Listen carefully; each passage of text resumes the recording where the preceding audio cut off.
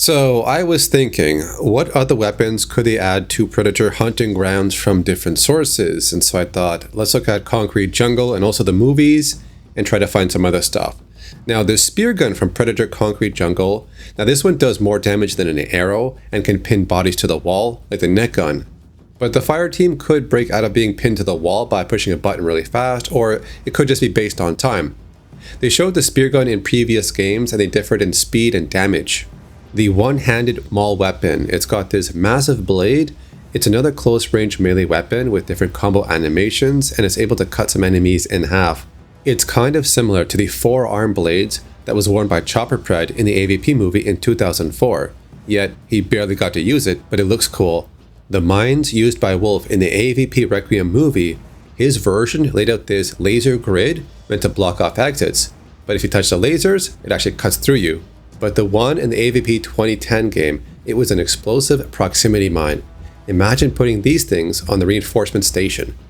How about some type of really big plasma cannon like a rocket launcher, but it shoots plasma and has some different kind of effect on it. Yeah, this one looks cool, but might be a bit too much.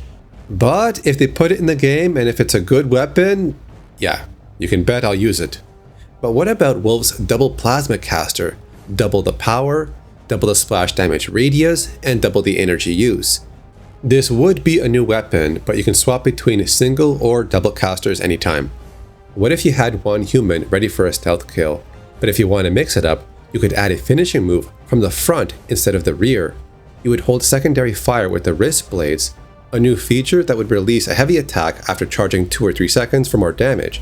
But if you land this on a human with a skull icon while you're sprinting, it goes into an instant finishing move animation, just like it was done on Dylan in the first movie.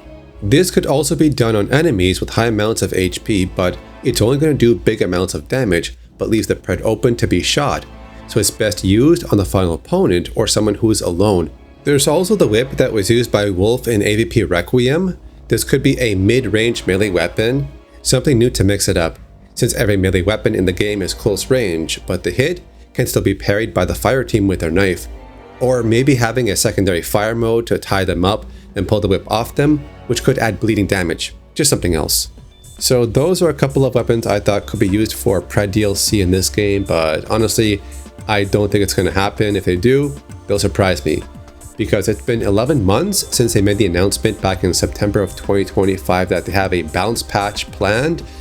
And since then, after 11 months, no updates.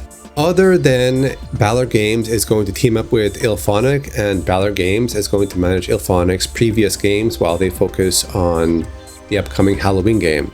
So aside from that, no other news. Nothing about the balance patch or the test servers for 11 months. Nothing, so who knows what's happening.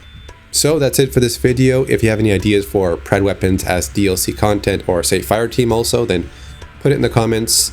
I'll see you later.